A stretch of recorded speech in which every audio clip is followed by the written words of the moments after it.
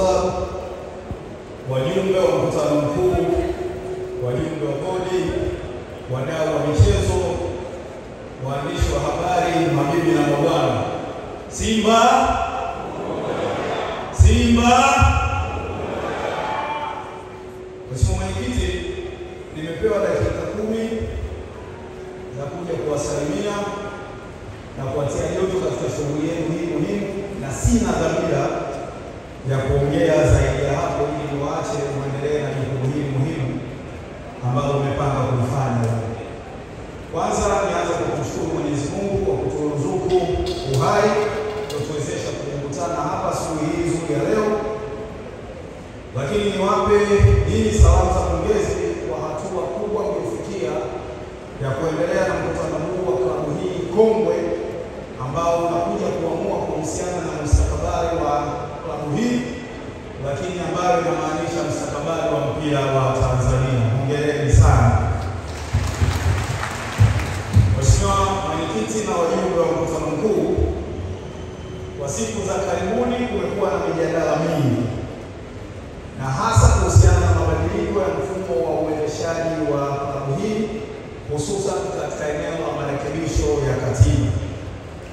Nimesimama mbele yenu leo nikiwa naibu waziri mwenye dhamana ya michezo, na naomba nisisitize ya kwamba serikali haijawahi na wala haitaanza leo kulazimisha klabu yoyote nchini kukamilisha mabadiliko ya mfumo wa uendeshaji bila uamuzi wa wanachama wenyewe.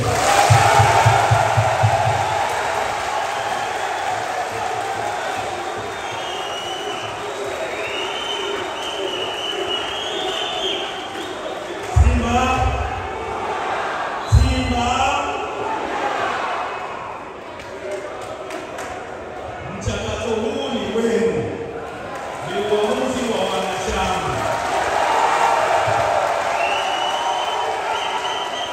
Na kama wanachama mtakubaliana kuendelea kutathmini upya au kubadili mwelekeo, basi huo utakuwa ni uamuzi ambao serikali itauheshimu. Jukumu la serikali katika jambo hili ni kuhakikisha kwamba mchakato wote mnaoamua kutekeleza unazingatia matakwa ya sheria za nchi na kanuni zinazosimamia mchezo huu pendwa hapa nchini. Mheshimiwa Mwenyekiti na wajumbe, serikali ina jukumu la kuhakikisha kuwa katiba mtakayopitisha, moja, inalinda maslahi ya wanachama kama wamiliki halali wa klabu; mbili, inaheshimu na kulinda maslahi ya wawekezaji waliopo na watakaokuja; tatu, inakidhi matakwa ya sheria, kanuni na taratibu zote zinazohusika katika mchakato wa uendeshaji wa klabu za michezo, ikiwamo za Baraza la Michezo, za RITA, za Mamlaka ya Ushindani Tanzania FCC, pamoja na mamlaka nyingine za serikali. Simba! Lakini pia jukumu lingine la serikali ni kwamba itaweka utaratibu utakaohakikisha uwazi, uwajibikaji na utawala bora ndani ya vilabu vyenu.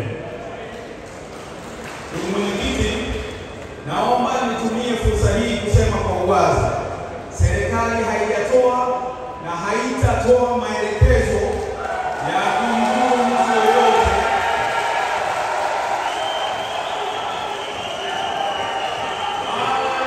kuwaelekeza wanachama jinsi ya kuamua kwenye kufanya marekebisho ya uendeshaji wa klabu yenu. Serikali haiwezi kutoa maelekezo yoyote yatakayoingilia maamuzi ya wanachama yaliyo au yatakayofanywa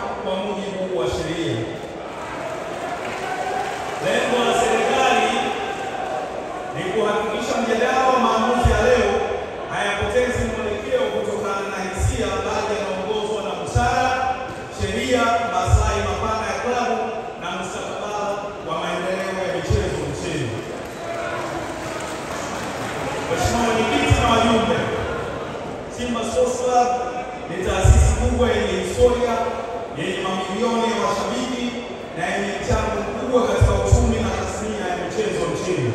Kwa msingi huo, ninaomba mjadala wa marekebisho ya katiba ufanyike kwa utulivu, kwa kujenga, kwa kuheshimiana na kwa kuweka mbele maslahi ya klabu, wanachama wake na wadau wote, wakiwemo wawekezaji waliowekeza kwa nia ya kuendeleza klabu.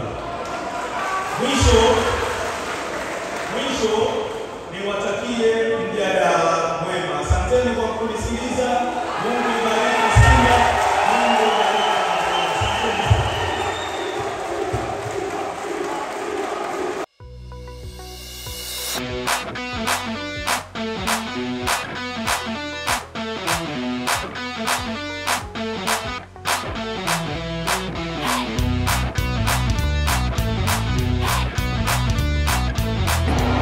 Ilikuwa ni 4-1. Kibu Dennis Prosper nyota. Mzizi akaikuta, akaiweka pabaya.